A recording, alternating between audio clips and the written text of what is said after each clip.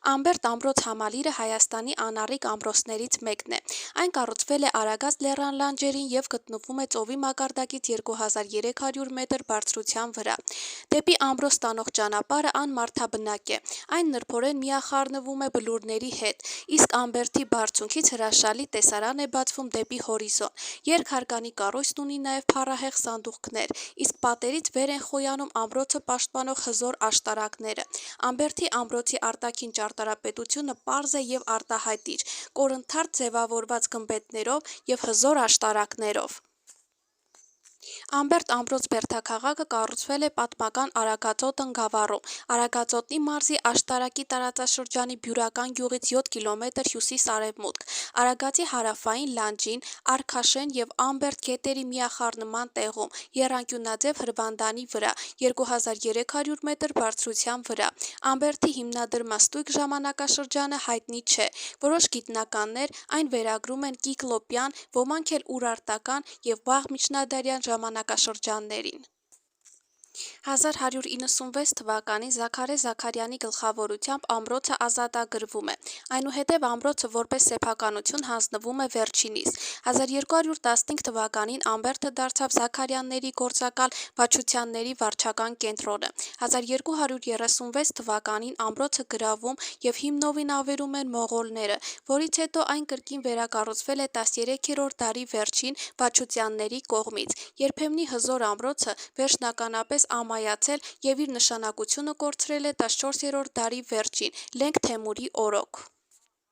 Արտաքուստ անմատչելի ամրոց հիշեցնող եռահարկ դղյակը ընդգրկել է մոտ 1500 մետր քառակուսի մակերես։ Միջնադարյան Հայաստանի ամրոցաշինության սկզբունքային գծերն իրենց վառ արտահայտությունն են գտել այս ամրոցում։ Ըստ պատմական աղբյուրների, Ամբերդի շինարարությունը սկսվել է կամսարական իշխանների կողմից, այնուհետև այն պատկանել է Պահլավոնի իշխաններին և եղել Բագրատունյաց թագավորության կարևոր ռազմապաշտպանական հենակետերից և իր բնական դիրքով ու պաշտպանական կառուցվածքներով անառիկ ամրոցի համբավ է ունեցել։ Նրան էր վերապահված Անի քաղաքի պաշտպանողական օղակի պատասխանատու դերերից մեկը։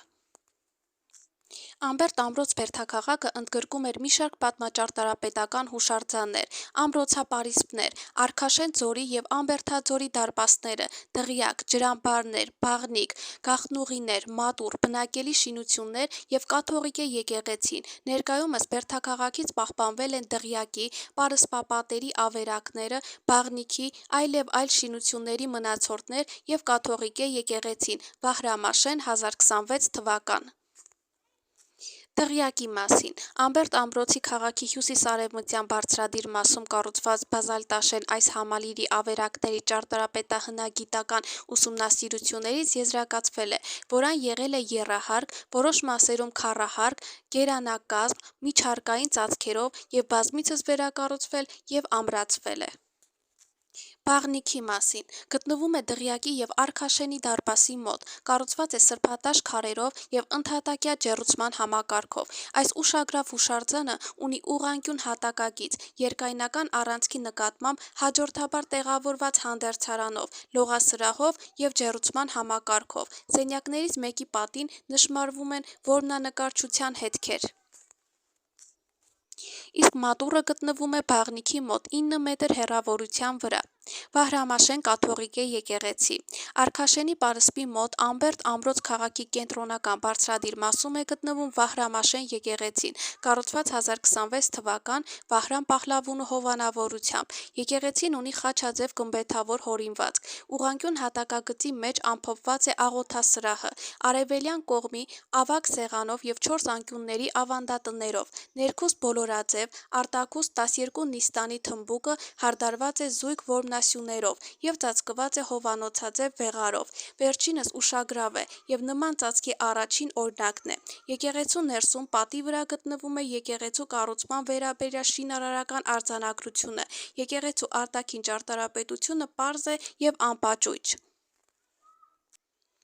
Անցած տասնամյակներում Ամբերտ ամրոց քաղաքում կատարվել են մի շարք հնագիտական պեղումներ և հուշարձանների ամրակայման վերանորոգման մի շարք աշխատանքներ։ Ամբերտ բերդաքաղաքի տարածքի առաջին պեղումները կատարել է ակադեմիկոս Օրբելին 1936 թվականին, այնուհետև պեղումները շարունակել է Հնագիտության և ազգագրության ինստիտուտը։